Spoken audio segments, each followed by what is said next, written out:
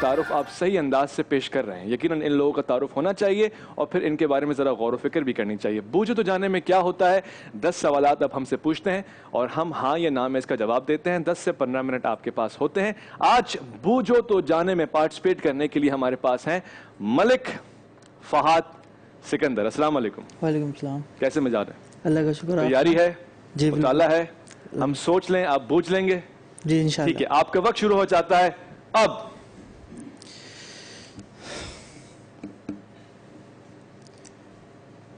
سر یہ مرد ہے؟ جی شخصیت کے بارے میں آپ پوچھنا چاہ رہے ہیں کہ وہ مرد ہیں یا عورت جی ہیں؟ مرد ہیں. حضور خاتون. یعنی کہ آپ کا پہلا سوال ہونا چاہیے تھا ہاں یا نہ. آپ نے اگر پوچھا ہے مرد ہے تو جواب ہے نہ. اوکے. اچھا جی. ہاں یا نہ ہنٹ نہ مل جائے کہیں. ٹھیک آسانی کر دی ہے علامہ صاحب نے آپ کے لیے کہ خاتون ہے. اگر آپ جیت گئے تو آج آپ تحفہ لے کے جائیں گے. فورٹائل کی جانب سے آپ کے لیے تحفہ ہوگا اور وہ آپ گھر لے جائیں گے. وقت آپ کے پاس ہے. ساتھ ساتھ اگر آپ زیادہ وقت ہمیں دیں گے تو ہم گفتگو شروع کر دیں گے. دعا کا موضوع آج ہم نے رکھا ہے اور دعا کی فضیلت اور اہمیت پہ ہم تبصرہ کریں گے انشاءاللہ. سر تھوڑا سا سوچنے کا ٹائم. سوچیں بالکل سوچیں. جی 14 منٹ آپ کے پاس رہتے ہیں اور 9 سوالات آپ کے منتظر ہیں. آپ بٹن دبائیں اور سوالات کھل کے جوابات میں تبدیل ہو جائیں. صحیح. یہ اہل بیت سے؟ اچھا سوال آپ نے پوچھ لیا. علامہ صاحب آپ بتائیے ہاں یا نہ. اصل میں خود اہل بیت کا جو مفہوم ہے اس کی وسعت اور تنگی کے اوپر ڈیپینڈ کرتا ہے کہ کس معنوں میں لیتے ہیں. تو یہ جواب میں دوں گا کہ ہاں بھی اور نہ بھی. ہاں بھی اور نہ بھی. اہل بیت سے آپ کا سوال کیا ہے؟ یعنی آپ پنجتن پاک کے درمیان پوچھ رہے ہیں یا گھرانہ رسول پوچھ رہے ہیں، ازواج مطہرات پوچھ رہے ہیں، کیا پوچھ رہے ہیں؟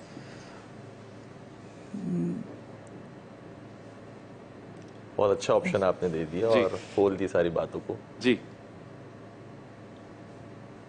چلیں بڑے مفہوم میں اور بڑے زاویے میں دیکھتے ہوئے آپ کے سوال کا جواب ہم نے ہاں دیا ہے. ٹھیک 2 سوالات آپ نے پوچھے ہیں.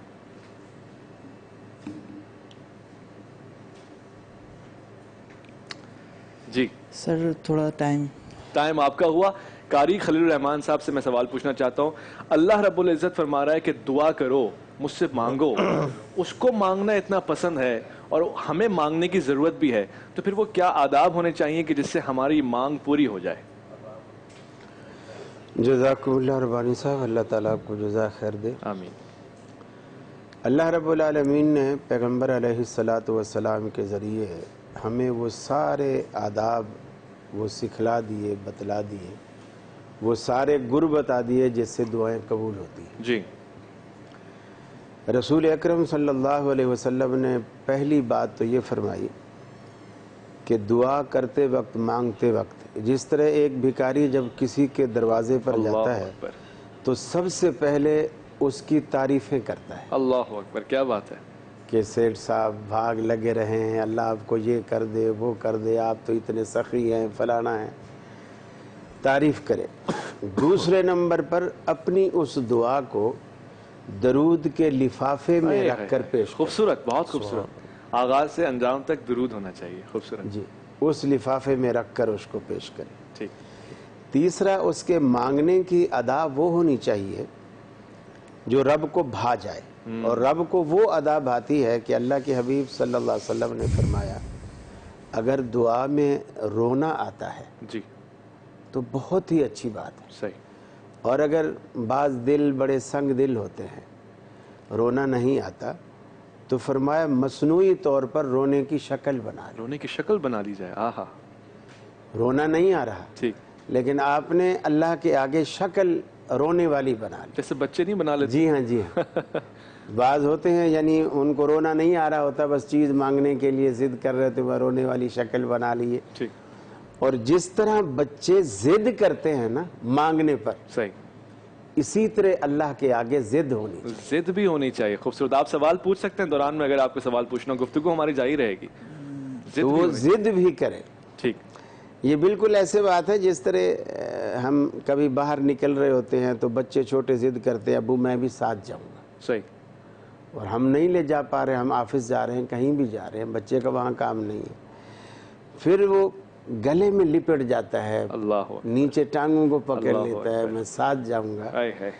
پھر ہم ایسا نہیں ہے کہ غصے میں پکڑ کے اسے اٹھا کے پھینکتے ہیں, بلکہ اس کو پیار کرتے ہیں اور کچھ نہ کچھ دے کے اپنی جان چھڑا دے دیتے ہیں. اللہ اکبر. اور ہم تو سخی نہیں ہیں, وہ تو سخی ہے, تو جواد ہے. اللہ اکبر, کیا خوبصورت بات. پھر اس کے خزانے میں تو وہ ہم پوری, جیسے اللہ کے رسول نے فرمایا کہ لو ان اولکم وآخرکم وانسکم وجنکم, تمہارے پہلے پچھلے جن انسان سارے بھی اگر ایک میدان میں کھڑے ہو جائیں اور ہر بندہ اپنی الگ الگ ضرورت اللہ کے آگے پیش کرے اور وہ سب کی ضرورتیں پوری کر دے, اللہ اکبر. تو اس کے خزانے میں اتنی بھی کمی واقع نہیں ہوتی جتنا سمندر میں کوئی سوئی ڈبوئے اور وہ نکالے, تو اس سوئی کو جتنا قطرہ پانی کا لگ جاتا ہے اللہ کے خزانوں میں اتنی بھی کمی نہیں ہوتی. سبحان اللہ. جی کوئی سوال آپ پوچھنا چاہتے ہیں؟ جی سر, ایک سوال ہے جی کہ یہ جو خاتون آپ نے سوچی ہے, جی تو یہ صحابی کی بیٹی ہیں؟ اچھا, آپ کا سوال ہے کہ کیا صحابی کی بیٹی ہیں؟ نہیں. اتنا اسٹریٹ فارورڈ نو کہہ دیا آپ کو, اب تو آپ کو ڈر جانا چاہیے. میں نے ان کی زبان مبارک سے کبھی اس سخت انداز سے نہیں سنا. بہت شفیق آدمی ہے. وقت کم ہے آپ کے پاس.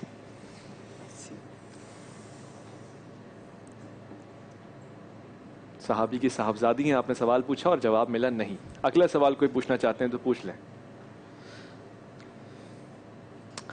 3 سوال آپ پوچھ چکے ہیں, 7 منٹ آپ کے پاس ہیں ابھی بھی.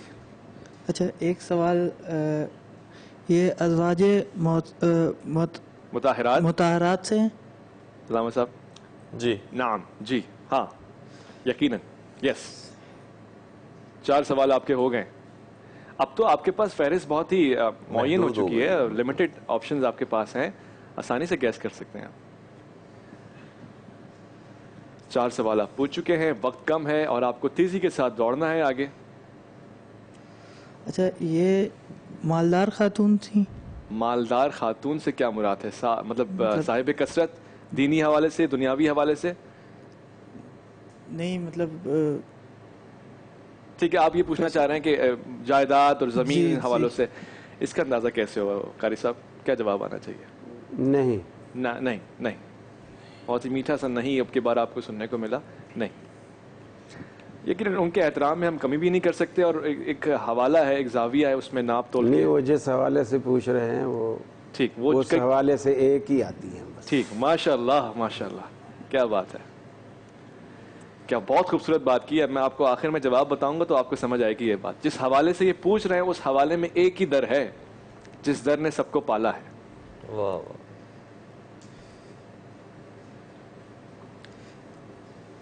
اچھا, یہ اعلان نبوت سے پہلے ان کا نکاح ہوا؟ علامہ صاحب, اعلان نبوت سے پہلے ان کا نکاح ہوا؟ کس سے نکاح ہوا؟ یہ تو ممکن ہی نہیں ہے. یہ تو بات کر رہے ہیں شاید 40ویں سال کی. اعلان نبوت سے پہلے نکاح ہوا رسول اکرم سے؟ آپ یہی کہنا چاہ رہے ہیں نا, ازواج مطہرات کے سوال ہے. نہیں, ممکن نہیں ہے. اعلان نبوت کے بعد پہلے نہیں ہوا. آپ کا جواب جو ہے وہ نہ ہے. یقیناً بعد ہی ہوا. جب پہلے نہیں ہوا تو بعد میں ہوا. بہت سلولی. ویسے یہ سوال آپ کو نہیں کرنا چاہیے تھا, آپ نے اپنا سوال ضائع کیا. کیونکہ جب ہم نے کہہ دیا کہ وہ مالدار نہیں ہیں تو پھر آپ اعلان نبوت سے پہلے جا ہی نہیں سکتے تھے. جی, بہت بہت بڑی بات. ہنٹ بھی دے گئے آپ کو. کتنے سوالات آپ نے پوچھے؟ 5 6. آپ یہ نہ سوچیں 6 سوال آپ نے پوچھے, لیکن آپ یہ پوچھیں, بلکہ آپ یہ سوچیں کہ جواب کیا ہے. وہ تو میں سوچ لوں گا کتنے سوالات ہیں, میں ایک بھی آپ کو اضافی نہیں پوچھنے دوں گا. ویسے اس سے زیادہ تو آپ علماء کا امتحان لے رہے ہیں. یہ جو دو بائکیں ہیں میرا خیال ہے ایک ہماری ہے. جی, ان میں سے آپ بائک پہ بیٹھ کے اچھے نہیں لگیں گے قاری صاحب. کوئی گاڑی شاڑی ہوتی تو بڑی بات تھی. البتہ یہ بائک ان کو تو نہیں ملنے والی آج. آپ کو فورٹال کی جانب سے ایک اچھا تحفہ ضرور ملے گا. بائک مل رہی ہے قاری صاحب ان حفاظ کو, ان بچوں کو جو روزانہ حفظ موضوعی کے اوپر ہمیں جوابات دے رہے ہیں خاص طور پہ, اور پھر ہم ان سے پوچھتے ہیں فلاں صفحے پہ کون سی آیت ہے, تو بتاتے ہیں یہ آیت ہے, اتنی آیات ہیں اور اس کا معنی یہ ہے, ترجمہ یہ ہے, پارہ یہ ہے, سورہ یہ ہے. ماشاءاللہ زبردست. ان کا تو حق اور وہ اس دفعہ تو وہ بتا رہے ہیں, جب آپ موٹر سائیکل دے دیں گے اگلی دفعہ نہیں بتا سکتے. ٹھیک ٹھیک. اچھا سر, ٹائم کتنا ہے میرے پاس؟ 4 منٹ رہ گئے حضور, 4 سوال 4 منٹ. ایک سوال, جی ان سے کوئی اولاد ہوئی؟ یہ بھی سوال آپ نے پوچھ لیا ہے تو ٹھیک ہے, ویسے ضروری نہیں تھا, لیکن جواب کیا بنتا ہے؟ نہیں نہیں. رسول اکرم صلی اللہ علیہ وآلہ وسلم کی ان خاتون سے, ان زوجہ محترمہ سے کوئی اولاد نہیں ہے.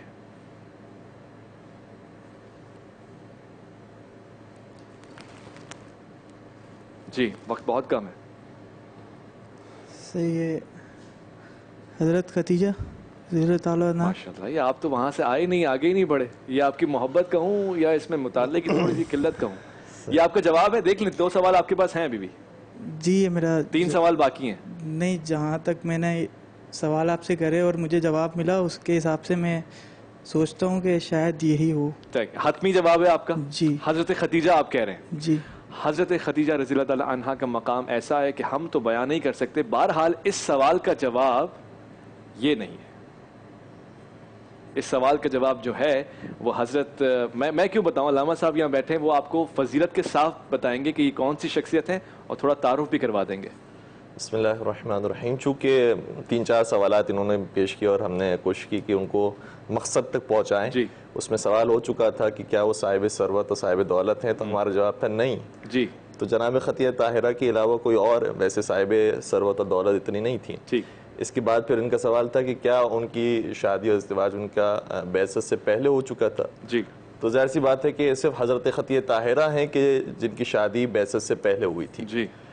اور پھر جو تیسرا سوال تھا کوئی اولاد ان سے ہے, تو صرف جناب خدیجہ طاہرہ سلام اللہ علیہا وہ ہیں کہ جن سے اولاد ہوئی اور خیر کثیر کی صورت میں جی. پیغمبر اکرم کو اولاد نصیب ہوئی ہے. تو پھر اس کے بعد بہت واضح ہو جانا چاہیے تھا کہ حضرت خدیجہ کے علاوہ جو ازواج ہیں ان میں سے کسی کو تلاش کرتے. تو یہ جو شخصیت تھی جس کو ہم نے سوچا تھا وہ حضرت ام سلمہ, حضرت ام سلمہ رضی اللہ عنہا, وہ تھیں کہ جو آج کا ہمارا جواب تھا اور ہم نے سوچا تھا. بالکل, اور بہت بڑی شخصیت ہیں, بہت بڑی شخصیت ہیں. آپ کو اللہ کے رسول نے وہ خاص کام دیے جو اب تک کسی اور کو نصیب نہیں ہوئے. بچوں کی پرورش سے لے کر, یعنی بچے یوں سمجھ لیں کہ جناب خدیجہ کے بچے ہیں, مگر پرورش آپ کر رہی ہیں, ساتھ جا رہی ہیں, خیال کر رہی ہیں, اہتمام کر رہی ہیں. بہرحال آج کا جواب یہ تھا, آپ نے جو جواب دیا وہ غلط تھا, مگر پھر بھی ہم آپ کی حوصلہ افزائی کرتے ہیں. آپ یہاں تک آئے, آپ کے لیے تحائف ہوں گے. اپریشیٹ ہم کرتے ہیں کہ آپ نے دین میں دلچسپی کا اظہار کیا, بس ٹھیک ہے. صحیح جواب ہم آپ کو بتا چکے ہیں. خواتین و حضرات, وہ لوگ جو اس میں پارٹیسپیٹ کرنا چاہتے ہیں اپنا نام نمبر فوراً سے لکھوا دیجیے. آئیے, علماء کرام کے سامنے امتحان نہیں ہے, بس ایک چھوٹی سی کوشش ہے کہ آپ کا کتاب کا مطالعہ بڑھ جائے, کتاب دوستی اور علم دوستی اور یہ شفقت آپ کو حاصل ہو جائے. علامہ صاحب, دعا کی بات ہوئی, آپ نے دعا کا ذکر بھی کیا, دعا کے آداب بھی آپ نے بتا دیے. دعا کی روح اور حقیقی فلسفہ کیا ہے؟ اس سے قبل جو قومیں گزری ہیں وہ بھی اللہ تعالیٰ سے سوال کرتی ہیں, ہم بھی اس سے مانگتے ہیں. تو دونوں میں سے کس کی دعا زیادہ فوقیت والی ہے؟ پھر اس کا انداز تو آپ نے بتایا, مگر اصل وہ کیا جڑ ہے کہ ہم وہ اپنا لیں تو ہماری دعا کبھی بھی رد نہ ہو؟ اعوذ باللہ من الشیطان الرجیم. بسم اللہ الرحمن الرحیم. ایک بات بہت واضح سی ہے جو ہر انسان کو ذہن نشین رکھنی چاہیے کہ قرآن کریم نے ارشاد فرمایا ہے کہ پروردگار یہ فرماتا ہے کہ نحن اقرب الیہ من حبل الورید, کہ ہم تمہاری شہرک سے زیادہ نزدیک ہیں. تو اگر کوئی زبان سے جملہ نکلتا ہے, بلکہ نیتوں کے اندر بھی اگر ہمارے ذہن میں کوئی ایک چیز کی نیت آتی ہے تو پروردگار اس نیت کو بھی جانتا ہے. سبحان اللہ. اور وہ جو آیات جو سورہ بقرہ کے اندر روزے سے متعلق ہیں, اس کے درمیان میں بھی جو ایک آیت آتی ہے, دوبارہ سے اس نقطے کی طرف اشارہ کیا گیا کہ وَإِذَا سَأَلَكَ عِبَادِي عَنِّي فَإِنِّي قَرِيبٌ أُجِيبُ دَعْوَةَ الدَّاعِ إِذَا دَعَانِ فَلْيَسْتَجِيبُوا لِي وَلْيُؤْمِنُوا بِي لَعَلَّهُمْ يُرْشِدُونَ. تو اس میں بھی بالکل یہی جملے ہیں کہ وَإِذَا سَأَلَكَ عِبَادِي, اے حبیب جب آپ سے میرا بندہ سوال کرتا ہے کہ میں کہاں ہوں, جی, تو جواب دے دے فَإِنِّي قریب, میں اس کے بہت قریب ہوں. سبحان اللہ. تو یہ نہیں فرمایا کہ تم جو ہے وہ رات بھر جاگ کر عبادتیں کرتے رہو گے، اس کے بعد اگر کوئی دعا کرو گے تو ہم تک پہنچے گی اور ملائکہ پہنچائیں گے، اور یہ جو ہے بڑے فاصلے کی بات ہے، بلکہ فرمائے فَإِنِّي قریب، اس کی بہت قریب ہوں، اجیب دعوت الداعی اذا دعان، یعنی پہلے لفظ یہ آیا ہے کہ تم پکارو گے، بعد میں اجیب، میں جواب دیتا ہوں جب تم مجھے پکارتے ہو. کتنا خوبصورت انداز ہے. کیا بات ہے تقی مہدی صاحب. فَلْيَسْتَجِيبُوا لِي وَلْيُؤْمِنُوا بِي، تو تمہیں چاہیے کہ اسی کو ہی پکارو اور اسی پر ہی ایمان رکھو، لَعَلَّهُمْ يَرْشُدُونَ، تاکہ تم ہدایت یافتہ ہو جاؤ. تو دعا جو ہے وہ ہمارے نزدیک اور بالخصوص مسلمانوں کے نزدیک اتنا قریب یہ جوڑ دیا گیا، اور یہ کبھی کبھار عیسائیوں تک اور جو اہل کتاب ہے ان تک بات پہنچتی ہے تو لرز جاتے ہیں جی، کیونکہ ان کی ایک بڑا لمبا پروسیس پروردگار تک پہنچنے کے لیے. اچھا، وہ مثال کے طور پر اپنے گناہوں کا اعتراف کریں گے کسی پادری کے سامنے جا کر، پھر وہ پادری جو ہے وہ کئی سارا معاوضہ لے کر ان کے لیے درخواست کرے گا کہ ان کی جو حاجت ہے وہ خدا کسی طریقے سے پوری کرے اور جنت میں ان کو انشاءاللہ کوئی مقام دے. تو یہ بڑا لمبا پروسیس ہوتا ہے اہل کتاب کے یہاں کہ ہم کیسے خدا تک پہنچیں گے، لیکن پروردگار نے اتنا نزدیک کر دیا ہے بندے کو اپنے آپ سے، کہا فَإِنِّي قریب، میں تمہارے بہت قریب ہوں. اور بہت سارے لوگ اسی آیت کی وجہ سے تبدیل بھی ہوئے ہیں. اور انہوں نے کہا ہے کہ جب آپ اتنے خوبصورت دین کو ماننے والے ہیں کہ ہم کسی کے پاس جانے کے محتاج نہیں ہیں، خود خدا ہمارے پاس موجود ہے، بس ہمیں ایک ذرا سے دل کے اندر حرکت پیدا کرنی ہے کہ ہم خدا کے قریب ہو جائیں تو خود بخود سارے دروازے کھل جائیں گے. اللہ اکبر. تو پروردگار جو ہے وہ اس طریقے سے ہمارے قریب ہے. اور پھر ماہ مبارک رمضان جب آ جائے تو پھر ویسے ہی دروازے کھل جاتے ہیں. کچھ ساعتیں ایسی ہیں، کچھ مقامات ایسے ہیں کہ جس میں پروردگار کو بطور خاص لطف و کرم ہوتا ہے. اس میں خانہ کعبہ اور مسجد الحرام ہے یا ویسے بھی باقی مساجد ہیں. اسی طریقے سے کچھ ساعات اور کچھ لمحات ایسے ہوتے ہیں جو پروردگار کو بڑے پسند ہے. تو ماہ مبارک رمضان کے اندر بالخصوص شب قدر کے اندر، اور میں تو یہ کہوں گا کہ افطار کے دسترخوان پر بھی بیٹھ کر کوئی دعا کرتا ہے تو وہ دعا بھی رد نہیں ہوتی. ایک حدیث شریف کا جملہ یہ ہے، نبی اکرم صلی اللہ علیہ وآلہ وسلم شاہ فرماتے ہیں کہ اربعۃ لا ترد لهم دعوی اچھا حتی تصیر الی العرش وتفتح ابواب السماء. فرمایا کہ 4 افراد ایسے ہیں کہ جن کی دعا کبھی رد نہیں ہوتی، سبحان اللہ، اور ان کے لیے آسمان کے دروازے کھل جاتے ہیں، ان کی دعا عرش تک پہنچتی ہے. اللہ اکبر. 4 افراد کون سے ہیں؟ فرمایا دعا الوالد لولدہ. ٹھیک، یہ عجیب بات ہے، باپ کی دعا بیٹے کے حق میں. صحیح، یعنی یہ نہیں فرمایا ماں کی دعا بیٹے کے حق میں، کیونکہ باپ جو ہے بڑی سوچ سمجھ کے اور ایک وقت لے کر جو ہے وہ اپنے بیٹے کے لیے دعا کرتا ہے. تو دعا الوالد ولدہ والمظلوم علی من ظلمہ، کہ مظلوم کی بد دعا جس نے ظلم کیا ہوتا ہے اس کے حق میں بہت جلدی قبول ہو جاتی ہے. اور پھر فرمایا دو افراد پہ میں اس لیے روک رہا ہوں کہ اشتراک برقرار رہے. وقفہ ایک چھوٹا سا خبر کے بعد فوراً سے لوٹ کر آئیں گے. 4 افراد کا ذکر ہوا ہے، 2 افراد کا بتا دیا. 2 افراد کون سے ذرا سنیے گا. عرفان رمضان میں آپ کے منتظر.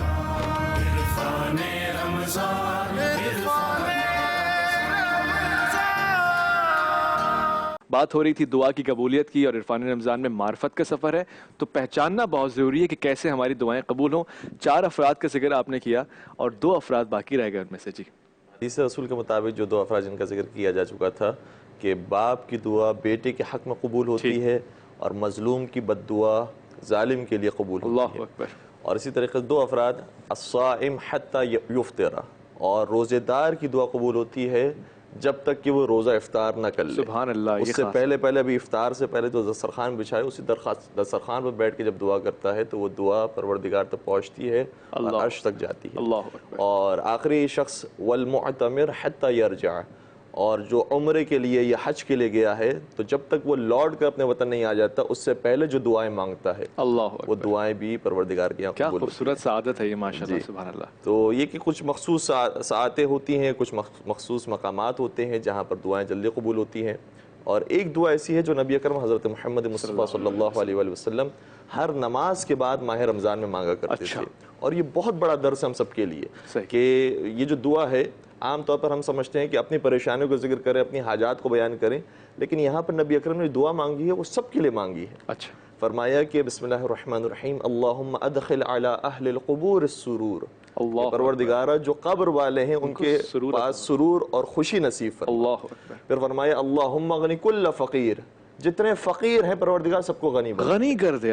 سب کے لیے دعا ہے. اللہم اشبع کل جائع اللہم اکسو کل عریان، پروردگار جتنے بھوکے ہیں سب کو سیر کر دے. اور جن کے پاس لباس نہیں پروردگار سب کو لباس عطا کر دے. پھر فرماتے ہیں کہ اللہم رد کل غریب، اللہم فک کل اسیر، پروردگار جتنے بھی مسافر اور پردیسی ہیں سب کو وطن لوٹنا نصیب فرما، اور پروردگار جتنے بھی قیدی ہیں ان سب کو قید سے رہائی، اگر وہ بے جرم ہیں تو انہیں رہائی نصیب فرما۔ پھر فرماتے ہیں اللہم اصلح کل فاسد من امور المسلمین، کہ جتنے بھی مسلمانوں کے کام میں کوئی خرابی رہ گئی ہے تو اس کی اصلاح فرما دے۔ اللہ اکبر۔ اور پھر فرماتے ہیں اللہم اشفی کل مریض، جتنے بھی مریض ہیں سب کو شفا بھی نصیب فرما۔ بہت خوبصورت۔ اور پھر ہمیں محسوس ہوتا ہے کہ یہ طریقہ اہل بیت کرام علیہ السلام کا اور اسی طریقہ صحابہ عظام علیہ السلام کا رہا ہے کہ وہ دوسروں کے لیے دعا فرمایا کرتے تھے، جس طریقے سے بنت رسول حضرت فاطمہ زہرا السلام علیہ پوری رات جاگ کر بیدار ہوتی ہیں اور دعا فرماتی ہیں، اور امام حسن مجتبی سنتے رہتے ہیں کہ ہماری کب دعا کی باری آئے گی اور ہمارے لیے کب دعا ہوگی۔ اللہ اکبر۔ تو حضرت فاطمہ زہرا سلام علیہ جب بالکل سحر کے وقت کے قریب پہنچ جاتی ہے تو امام حسن درخواست کرتے ہیں کہ مادر گرامی آپ نے ہمارا ذکر نہیں فرمایا، آپ نے اپنا ذکر نہیں فرمایا، تو ہمارے لیے آپ نے کیوں دعا نہیں فرمائی؟ تو بی بی کا جملہ یہ تھا کہ فرماتی ہیں الجار ثم الدار، اللہ اکبر، پہلے پڑوس والے پھر گھر والے۔ کیا بات ہے، کیا بات۔ تو یہ شیوا جو ہے وہ ہمیشہ سے ہی اہل بیت کا اور پیغمبر اکرم کا اور ان کے اصحاب کا رہا ہے کہ دوسروں کو دعاؤں کے اندر شریک کیا کرتے ہم تو اپنی ذات سے نہیں باہر آتے، اور اپنے چلیں یہ بھی کوئی برائی نہیں ہے، عیب نہیں ہے، مگر دوسروں کا سوچیں گے تو شاید وہ ہمارے بارے میں یہ روایت کا جملہ یہ ہے کہ جو شخص کسی اور کی حاجت پوری کرنے کے لیے دعا مانگتا ہے تو آسمان کے 70,000 ملائکہ اس شخص کے لیے دعا کرتے ہیں۔ اللہ اکبر۔ بس یہ وظیفہ ہو گیا نا، اگر آپ چاہتے ہیں کہ آپ کے حق میں دعا قبول ہو جائے تو کسی اور کے لیے دعا کیجئے، یہ صحیح ہے، نیک ہے، خدا اس کو پسند فرماتا ہے۔ ہمارے پاس چترال سے ایک مہمان آئے ہوئے ہیں اور محمد ابراہیم چترالی بہت پیاری آواز میں نعت شریف پڑھتے ہیں۔ ہم نے ان سے درخواست کی ہے، خود قاری صاحب نے درخواست کی ہے کہ آپ چترال کے مقامی ہیں، اسی زبان میں اگر آپ نعت کا تحفہ پیش کریں تو ہم سب کے لیے باعث سعادت ہوگا۔ محمد ابراہیم چترالی۔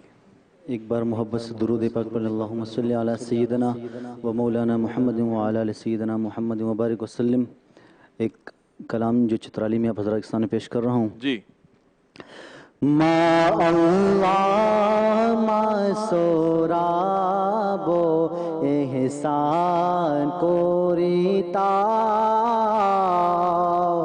یا دنیا ما پیدا تو انسان کوریتا ما اللہ ما سورابو احسان کوریتا یا دنیا ما پیدا تو انسان کوریتا کا بندہ ہوئی بوتان کا خواہشن غلام معصورہ ہوئی راہم مسلمان کوریتا ما اللہ معصورہ بو احسان کوریتا یا دنیا ما پیدا تو انسان کوریتا تا تعریفوں کو یان ہے شجر و حجر تا تعریفوں کو یان ہے شجر و حجر اے آسمانات شمس و قمر ما اللہ ما سوراب و احسان کوریتا یا دنیا ما پیدا تو انسان کوریتا کا بندہ ہوئی بوتان کا خواہشن غلام معصورہ ہوئی راہم مسلمان کوریتا تا تعریفوں کو یان ہے شجر و حجر تا تعریف و دنیا ہے انسان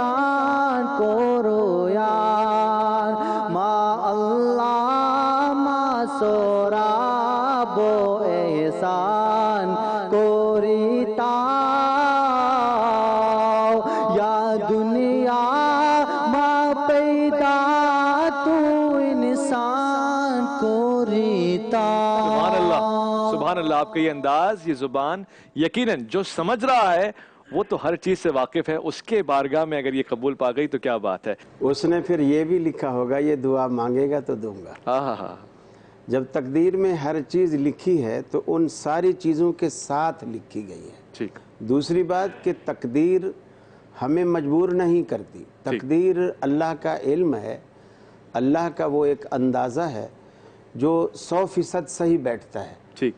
बस उसको वो चीज़ होने से पहले उसका इल्म है कि ये होने वाला है। वो तकदीर में उसने ये नहीं लिखा कि खलील ऐसा करे, ठीक, ये कि खलील ऐसा करेगा, ठीक, और वो उसकी मालूमात कभी गलत नहीं होती, उसका इल्म कभी गलत नहीं होता, अल्लाह अकबर, उसका गैस कभी गलत नहीं होता।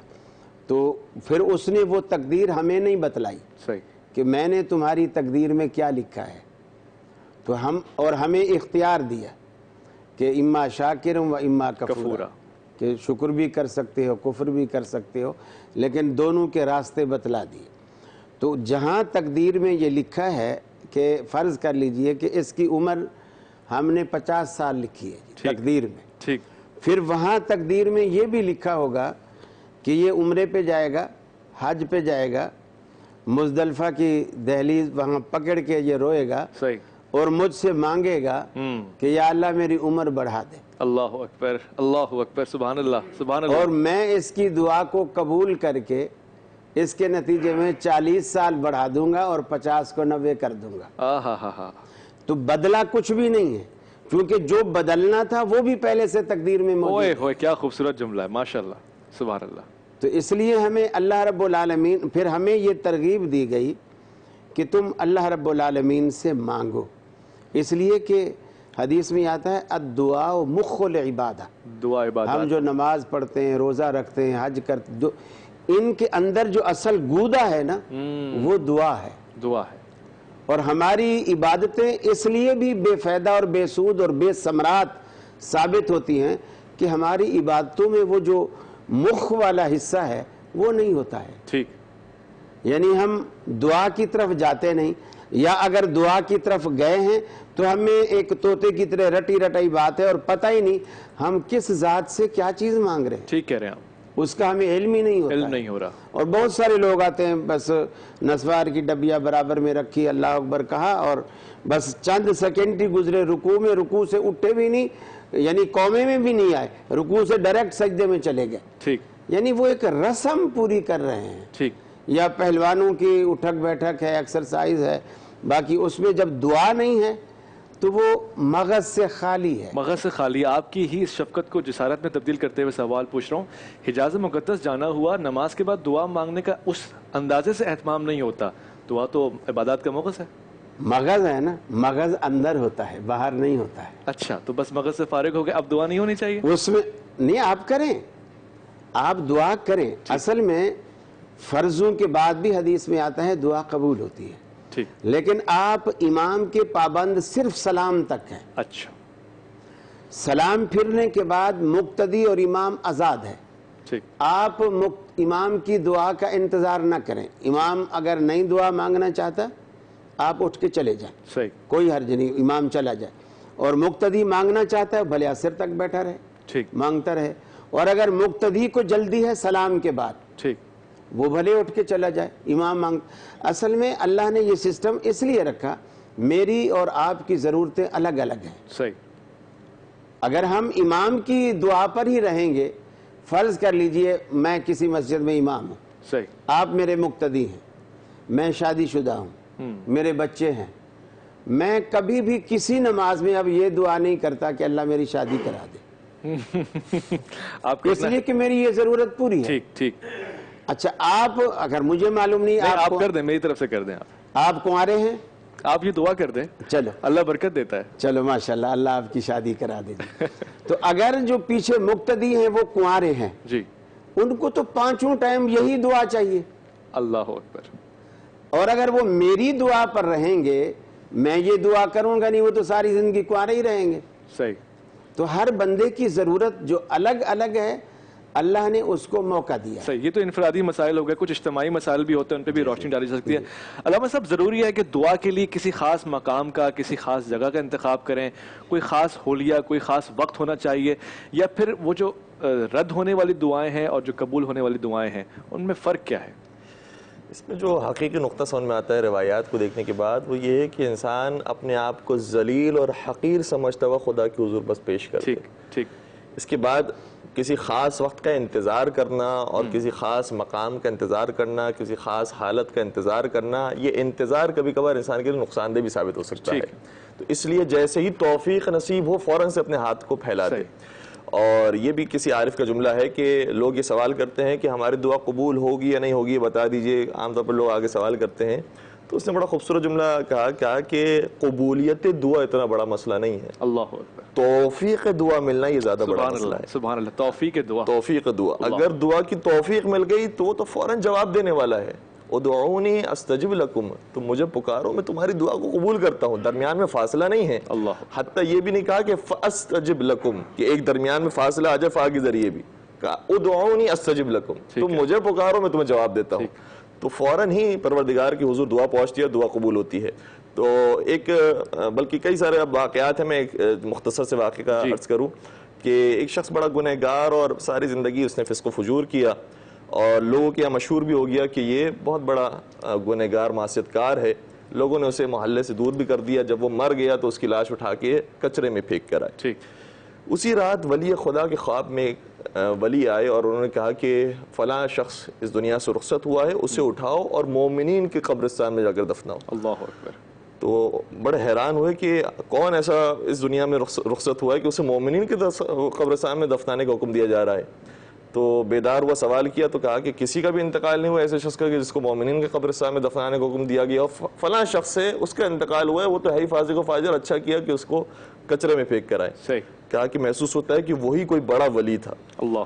اور اس کے قریب جب گئے تو پتہ چلا کہ اس کی جو زوجہ ہے, اس کے جو گھر والے, اس نے بتایا کہ جس رات اس کا انتقال ہوا تھا اس رات خدا کی حضور آیا, اور خدا کی حضور آنے کے بعد یہ کہا کہ اے وہ ذات کے جس کے پاس دنیا بھی ہے اور آخرت بھی ہے, یا من عنده الدنیا والآخرہ, یا من عنده الدنیا والآخرہ ارحم من لیس له الدنیا والآخرہ. اللہ اکبر, کیا جملے ہیں, کیا بات ہے. اے وہ ذات جس کے پاس دنیا بھی ہے اور آخرت بھی ہے, اس حقیر سے بندے کو معاف کر دے جس کے پاس اپنا دنیا ہے نہ آخرت ہے. کیا بات ہے. بس یہ جملے ادا ہوئے اور اسے موت آ گئی, اور جب موت آنا تھی تو ولی خدا کے خواب میں آئے کہ اسے مومنین کے قبرستان میں دفناؤ. اللہ. تو نہیں معلوم ہوتا کہ انسان جب انتظار کرے اور انتظار کرنے کے بعد کس حالت میں پہنچ جائے, اور پھر توفیق دعا اسے نصیب ہو یا نہ ہو, تو جیسے ہی پروردگار کی طرف سے یہ لمحہ آتا ہے اور نصیب ہوتا ہے تو فوراً سے دست دعا پھیلا دے. کیا بات. اور قرآن کریم کا جملہ یہ ہے کہ قُلْ مَا يَعْبَأُ بِكُمْ رَبِّي لَوْلَا دُعَاؤُكُمْ, پروردگار تمہاری طرف نظر بھی نہ کرتا اگر تمہاری دعائیں نہ ہوتی. اللہ. تو خدا کے حضور آ کر اعتراف بندگی کر لینا یہی سب سے بڑی دعا ہے.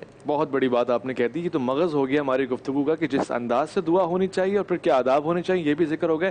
علامہ صاحب, یہ سوال میں نے آپ سے بھی پوچھا, قاری صاحب سے, آپ سے بھی پوچھنے کی جسارت کر رہا ہوں. دعا کے لیے کہتے ہیں کہ خانہ کعبہ پہ پہلی نظر پڑ جائے تو وہ دعا ہوتا ہے, وہ وقت ایسا ہوتا ہے کہ آپ کی دعا قبول ہوتی ہے. اسی طرح قبہ امام حسین علیہ السلام کے نیچے اگر آپ دعا مانگے, اس کی کیا خاصیت ہے, اور کیا یہ لازمی ہے کہ وہ دعا جو آپ مانگیں گے قبول ہوگی؟ جیسے میں نے عرض کرنے کی کوشش کی کہ دعا کی قبولیت اتنا بڑا مسئلہ نہیں ہے, کیونکہ قبولیت کا کیا مطلب ہے. ایک مطلب ہم اپنے زبان میں سمجھتے ہیں کہ جو ہم نے کہہ دیا بس وہی ہمارے سامنے ظاہر ہو کر آ جائے گا. اگر ایسا ہونا لگے تو پھر دنیا کے نظام ہی درم برہم ہو جائے. کہ ہر شخص جب دعا کرے اور ہم یہ مطلب سمجھ رہے ہیں کہ فوراً ہی قبول ہو جائے گی, تو میں نے دعا کی ہے کہ میں دنیا کا امیر ترین آدمی بن جاؤں, اور اسی طریقے سے ہزار سینکڑوں لوگ ایسے ہیں کہ جنہوں نے یہی دعا کی ہے. تو یہ ممکن نہیں ہے کہ ہر ایک یہی دعا کرے اور سب کی دعا قبول ہو جائے. دنیا کا نظام ختم ہو سکتا ہے. لہٰذا پروردگار قبول فرماتا ہے لیکن اس کے آثار ہمارے سامنے ظاہر کبھی کبھار نہیں ہوتے. پھر کیا ہوتا ہے, وہ قبول ہو جاتی ہے لیکن اس کے نتیجے مختلف انداز سے ظاہر ہوتے ہیں. کبھی کبھار کچھ دعائیں ایسی ہوتی ہیں کہ اگر ہم سمجھیں گے کہ ظاہری طور پر وہ قبول نہیں ہوئی تو وہ معاملہ الگ ہوتا ہے, لیکن ہر دعا پروردگار تک پہنچتی ہے, اس کا کوئی نہ کوئی نتیجہ ضرور برآمد ہوتا ہے. دیکھیں, ہم نے کچھ لفظ ادا کیے ہیں تو خدا ان لفظوں کو ضائع نہیں کرتا, محفوظ رکھتا ہے, اس کا کسی نہ کسی طریقے سے جواب دیتا ہے. تو یا تو ہمیں دنیا ہی کے اندر اس کا کسی نہ کسی طریقے سے صلہ نظر آئے گا, یا پروردگار بہت ساری دعاؤں کو آخرت کے لیے محفوظ کر لے گا. اور جب ایسا بندہ کہ جس کی دعا دنیا میں قبول نہیں ہوگی آخرت میں پہنچے گا تو کہے گا کہ کاش میری دنیا میں کوئی دعا قبول نہیں ہوئی. اللہ اکبر، بہت خاص بات کہ میں نے آخرت میں جو اپنا مقام دیکھا ہے اس دعا کے قبول نہ ہونے کی وجہ سے، تو کاش میری کوئی دعا قبول نہیں ہوتی تو مجھے آخرت میں یہ سارا مقام نصیب ہوتے. تو دعا کی قبولیت بھی ایک خاص موضوع ہے کہ اس کے اندر کتنی گنجائش ہے، کتنی وسعت پائی جاتی ہے. اس کا صرف یہ مطلب نہیں ہے کہ ظاہری طور پر اگر کوئی چیز ہمیں نظر آ رہی ہے تو وہ ہماری قبول ہو رہی ہے، اور ظاہری طور پر نظر نہیں آ رہی تو اس کا مطلب رد کر دی گئی ہے. انشاءاللہ پروردگار ساری باتوں کو سننے والا ہے اور وہ مصلحت کے مطابق عطا کرتا ہے جس طریقے سے ماں اپنے بچے کو دیتی ہے. ٹھیک، قاری صاحب کچھ کہنا چاہ رہے ہیں؟ جی، میں صرف حضرت کی بات کو آگے بڑھانا چاہ رہا ہوں. رسول اکرم صلی اللہ علیہ وسلم نے فرمایا کہ مومن کی دعا کسی صورت رد نہیں ہوتی. اللہ اکبر. البتہ اللہ رب العالمین کے قبول کرنے کے 3 طریقے ہیں. اچھا. ان 3 طریقوں میں سے کسی نہ کسی ایک طریقے پر وہ ضرور قبول ہو جاتی. صحیح. پہلا طریقہ تو یہ ہے، بندے نے جو مانگا اللہ نے وہی دے دی. ٹھیک. میں نے کہا اللہ مجھے بیٹا دے، اللہ نے مجھے بیٹا دے دیا، میں سمجھتا ہوں میری دعا قبول ہو گئی. ٹھیک. اور میں نے دعا مانگی کہ اللہ مجھے بیٹا دے دے، اللہ نے مجھے بیٹی دی، ٹھیک. میں سمجھتا ہوں میری دعا قبول نہیں ہوئی، حالانکہ قبول ہوئی ہے. اچھا. وہ قبول اس لیے کہ اللہ تعالیٰ اپنے علم اور اپنی حکمت کے مطابق سمجھتا ہے کہ جس چیز پر یہ میرا بندہ، جیسے ہم بچوں کے لیے سمجھتے ہیں کہ یہ ماچس لینے پر ضد کر رہا ہے، صحیح، لیکن ماں اسے ماچس نہیں دیتی ہے. صحیح. وہ اس لیے نہیں دیتی کہ ماچس بچے سے زیادہ قیمتی ہے، صحیح. بلکہ وہ اس لیے نہیں دیتی کہ بچہ ماچس کو استعمال کرے گا، وہ اس کے نقصان سے واقف نہیں ہے، صحیح. یہ جلا دے گی اس کو. تو اللہ تعالیٰ وہ جس چیز کی ہم ضد کر رہے ہوتے ہیں، اللہ اپنی حکمت کے مطابق ہمارے حق میں اسے بہتر نہیں سمجھ رہا ہوتا، اچھا، اور اس کے بدلے کوئی اور چیز دے دیتا ہے. صحیح. جیسے بچے کے ماچس کے ضد کرنے پر ماں کیا کرتی ہے، ماچس اس کے ہاتھ سے چھینی اور اسٹیل کا گلاس اور اسٹیل کا چمچ اس میں ڈال کے ایسے کھٹکا کے بجا کے اس کی توجہ وہاں سے ہٹا کے اس کو وہ پکڑا دیتی ہے. وہ چند لمحوں میں بھول جاتا ہے کہ میں نے ماچس مانگی تھی، خوبصورت. وہ گلاس سے کھیلتا رہتا ہے. تیسرا طریقہ یہ ہے کہ اللہ تعالیٰ بندے سے جو کچھ بندے نے مانگا نہ وہ دیتا ہے، نہ اس کے پلٹے کوئی اور چیز دیتا ہے. اچھا. بلکہ جیسے حضرت نے فرمایا کہ اس کی دعا کو آخرت کے لیے محفوظ کر لیتا ہے. سبحان اللہ. پھر اللہ کے حبیب نے فرمایا کہ جب وہ مر کر اللہ کے پاس جائے گا اور اس کا نیکیاں اور بدیاں ساتھ تل جائیں گی، صحیح، اور وہ اپنی آنکھوں سے دیکھ لے گا کہ اس کے گناہوں کا پردہ زمین پہ بیٹھ گیا ہے اور نیکیوں کا پردہ اٹھ گیا ہے، صحیح، گویا اس کا دوزخ میں جانا یقینی ہو گیا ہے. صحیح. اب یہ افسردہ کھڑا ہوگا، اللہ تعالیٰ فرشتے سے کہے گا وہ جو گٹھلی رکھی ہے نا وہ اس کی نیکیوں والے پرڑے میں ڈالو. ٹھیک. وہ گٹھلی لا کر اس پرڑے میں ڈالیں گے تو وہ پرڑا نیکیوں والا ایک دم زمین پہ آئے گا اور گناہوں والا اٹھ جائے گا. وہ سوال کرے گا اللہ اس گٹھلی میں کیا ہے؟ ٹھیک. اللہ تعالیٰ کہے گا تیری وہ دعائیں ہیں جو تو نے دنیا میں کی تھی اور ہم نے اس کا صلہ تمہیں نہ دنیا میں دیا تھا اور ہم نے اس کو آخرت کے لیے محفوظ کر لیا. اللہ اکبر. تب وہ کہے گا کاش دنیا میں میری کوئی بھی دعا قبول نہ ہوئی ہوتی. یہ اس کی حکمت ہے اور یہ بھی ہمارے لیے فائدہ مند ہے. بے شک، ماشاءاللہ، سبحان اللہ. علامہ صاحب، اختیار تو اتنا ہے کہ کہیں قم باذن اللہ تو مردے بھی کھڑے ہو جائیں. اختیار تو اتنا ہے کہ اشارہ کریں تو چاند بھی تو ٹکڑے ہو جائے. پھر بھی دعا مانگ رہے ہیں، اس کے پیچھے کیا حکمت ہے؟ کیا یہ ضروری ہے؟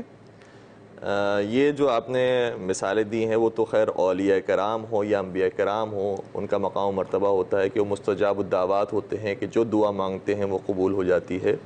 اور ظاہر سی بات ہے کہ ان کی دعاؤں کے اندر بھی حکمت ہوتی ہے کہ انہوں نے کس طرح کی دعائیں مانگی ہیں. اور یہ بھی جو قرآن کریم کے اندر دعائیں ذکر ہوئی ہیں اس سے بھی ہمیں سبق حاصل کرنا چاہیے کہ ہماری دعائیں کیسی ہونی چاہیے. کبھی فرمایا کہ رب زدنی علما، پروردگار میرے علم میں اضافہ فرما. کبھی آیا کہ ربنا اغفر لی ولوالدی وللمؤمنین یوم یقوم الحساب، پروردگار میری مغفرت فرما، والدین کی مغفرت فرما، مومنین کی مغفرت فرما.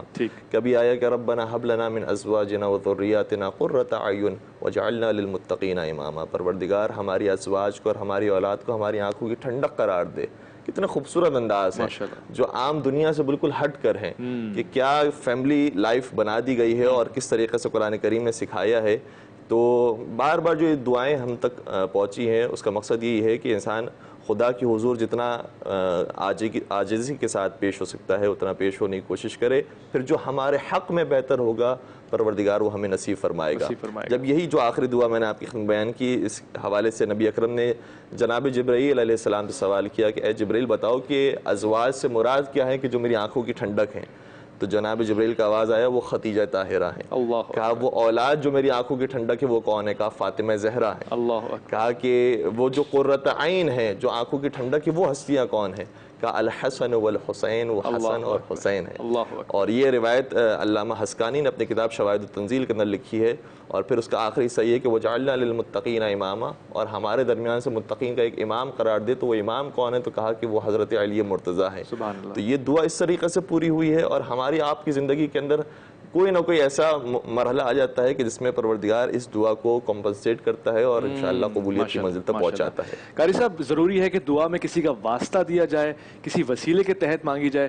ضروری ہے کچھ نام مینشن کیے جائیں؟ اگر ہم ایسا کریں گے تو اب تک کی جانے والی ساری گفتگو پہ ہمارا پانی پھر جائے گا۔ اچھا، اس لیے کہ ہم دونوں نے متفقہ طور پر یہ بات تسلیم کی کہ اللہ جتنا قریب ہمارے کوئی نہیں، صحیح، باقی ہم جس کا بھی نام لیں گے نا وہ ہم سے دور ہے، اچھا، اللہ ہی قریب ہے۔ بھائی ماں اگر میرے قریب ہے، ماں کا واسطہ، اور وہ چیز عقل کے بھی منافی چلی جائے گی کہ میں ملتان والے سے کہوں کہ مجھے ربانی صاحب سے ملوا دے، اچھا، اور وہ کہے کہ ربانی صاحب تو تمہارے پاس بیٹھے ہوئے، صحیح، اور تم مجھے کہہ رہے ہو میں تو دور ہوں، اور میں چاہوں کہ آپ ملتان والے سے کہیں تبھی میں آپ کی بات نہیں، آپ ایسا نہیں چاہیں گے، اس لیے کہ اللہ نے ایسا کہہ رکھا ہے کہ نحن اقرب الیہ من حبل الورید۔ اچھا، اب دیکھیے وسیلہ جو ہوتا ہے وہ سیڑھی ہوتی ہے، صحیح، جیسے چھت ہے نا، چھت پہ ہم چھلانگ لگا کے نہیں چڑھتے، اس لیے کہ ہماری دسترس وہاں تک نہیں، صحیح، خوب، اس کے لیے ہم سیڑھی لگاتے ہیں۔ صحیح، سیڑھی لگانے کے لیے لازمی ہے کہ جہاں میں جانا چاہتا ہوں اس کے اور میرے درمیان گیپ ہو اور فاصلہ ہو، صحیح، اور اللہ کہتا ہے یہ گیپ تو میں نے رکھا ہی نہیں ہے، صحیح، تو سیڑھی لگاؤ گے کہاں؟ صحیح، نحن اقرب الیہ من حبل الورید، باقی دنیا کی ساری سرکاریں تم سے دور ہیں، اچھا، سوا میرے، سوائے میرے حضور، آپ ایک میں ہی تمہارے قریب ہوں۔ خیر، نظریاتی اختلاف ہر جگہ پر ہو سکتا ہے اور اپنے اپنے دلائل کے ساتھ پیش کی جاتی ہے بات۔ تو قرآن کریم میں فرزندان یعقوب کا ذکر موجود ہے کہ انہوں نے اپنے بابا کو واسطہ بنایا جو نبی خدا تھے، ولی خدا تھے، اپنے زمانے کی حجت تھے، اور اس بات کو قرآن کریم نے بڑے شدت کے ساتھ بیان کیا ہے، اور کہیں پر یہ ذکر نہیں آیا کہ انہوں نے کہا یہ فعل غلط فعل تھا، کہ انہوں نے کہا یا ابانا استغفر لنا ذنوبنا، بابا جان، یا ابانا باقاعدہ پکارا ہے، جس طریقے سے یا اللہ کہا جاتا ہے، یا محمد کہا جاتا ہے، یا علی کہا جاتا ہے، یا اسی طریقے سے باقی اسماء کو، تو یا ابانا، اے ہمارے بابا جان، استغفر لنا ذنوبنا، آپ ہمارے گناہوں کے حوالے سے ہماری مغفرت کی دعا کر دیجئے۔ اور اسی طریقے سے سورہ منافقون کے اندر بھی یہ بات آئی ہے کہ جب منافقین سے کہا جاتا ہے وَإِذَا قِيلَ لَهُمْ تَعَالَوْا يَسْتَغْفِرْ لَكُمْ رَسُولُ اللَّهِ، کہ جب منافقین سے کہا جاتا ہے کہ تم آؤ تاکہ کہ اللہ کے رسول تمہارے لیے استغفار کریں، تو لَوَّوْا رُؤُوسَهُمْ، تو وہ اپنے چہرے کو پلٹا دیتے ہیں۔ تو اس کا مطلب یہ ہوا کہ رسول اللہ کی استغفار اور رسول اللہ کا ان کے لیے توبہ کرنا یہ خاص عمل ہے کہ جو اگر پیغمبر اکرم ان کے لیے انجام دیتے تو ان کی دعا اور ان کی توبہ جلدی قبول ہوتی۔ اور اسی طریقے سے قرآن کریم میں ہے کہ استعینوا بالصبر والصلاۃ، تم مدد حاصل کرو، تو یہاں پر نہیں کہا کہ اللہ سے مدد حاصل کرو، کہا بالصبر والصلاۃ، صبر کے ذریعے اور نماز کے ذریعے تم مدد حاصل کرو۔ اور روایات کے اندر یہ بھی آئے کہ صبر سے مراد یہاں پر روزہ ہے، تو روزے کے ذریعے اور نماز کے ذریعے کہ جو ہٹ کر ہے، یعنی ذات پروردگار سے ہٹ کر ہے، لیکن چونکہ یہ بھی وسیلہ ہے پروردگار ہی تک پہنچنے کا، تو اگر اس وسیلے کو اختیار کیا جائے تو اس میں کوئی مذائقہ نہیں۔ ٹھیک ہے، آپ نے فرمایا، بہت شکریہ تقی مہدوی صاحب آپ کا، خاص وقت آپ نے فرمایا وقت ختم ہو جاتا ہے، یہ تو زیادتی ہے، گفتگو اس وقت اپنے معراج پہ ہوتی ہے، وقت کو بڑھاؤ، اصل میں یہ بہانہ ہے، معراج ادھوری ہے، آپ کو دوبارہ لے کر آنے کا بہانہ ہے، چوتھے آسمان پہ پہنچے ہیں۔ قاری صاحب آپ کا تہہ دل سے شکر گزار ہوں، اور تمام ہی لوگوں کا جو اس پروگرام کو دیکھ رہے تھے۔ آخری لمحات ہیں تو میں چاہتا ہوں چونکہ بات دعا کی ہوئی ہے، شبی حیدر اس وقت ہمارے پاس موجود ہیں، صرف چند سیکنڈ دے دیجیے، میں صرف چند سیکنڈ، ابھی اضافی طور سے چند سیکنڈ کاری کر دے دیجیے کہ جتنی مثالیں قرآن پاک سے جو 2 مثالیں دی گئی ہیں، یہ سب وہ مثالیں ہیں جس کا کسی کو بھی اختلاف نہیں ہے، یعنی میں موجود ہوں، آپ موجود ہیں، میں अपनी नज़र में आपको ज़्यादा बरगुज़ीदा समझता हूँ, मैं आपसे कहता हूँ मेरे लिए दुआ फरमाइए। ये ठीक है? ठीक। इस वसीले का कोई भी दुनिया में मुनकर नहीं है। अच्छा। ज़िंदगी में सही। लेकिन जब दुनिया से आदमी रुखसत हो जाता है, उसमें वैसे भी कई बातें हैं ज़िंदगी में, जो भी किसी के पास आएगा वही बोली बोलेगा जो वो समझता है। अच्छा। अब मसलन हमने बगदाद वाली सरकार को आवाज़ दी, नहीं, ज्यादा मिनट ज्यादा हो जाएंगे हुजूर। बगदाद वाली सरकार को आवाज़ दी, मेंशन ना करें और कोई भी नाम। उनकी ज़ुबान अरबी है। जी जी। हम पंजाबी में, पश्तो में, सिंधी में हम उनको आवाज़ दे रहे हैं, और मेरा रब हर जुबान समझता है, और रब के अलावा कोई भी हर जुबान नहीं समझता। सही, ठीक है। मतलब मैं इससे इख्तिलाफ अब आप करूंगा, आप नाम ना मेंशन करते ना, किसी की दिल आजारी ना हो। बहरहाल ये गुफ्तगू अभी खत्म नहीं हुई है। मैं आपको बताना चाहता हूँ कारी साहब रमजान के आने वाले दिनों में भी हमारे साथ मेहमान हैं। आखिरी जुमले दुआ के होने चाहिए, और दुआ का बेहतरीन अंदाज नात है। नात पे ही हम आज इख्तिताम करेंगे।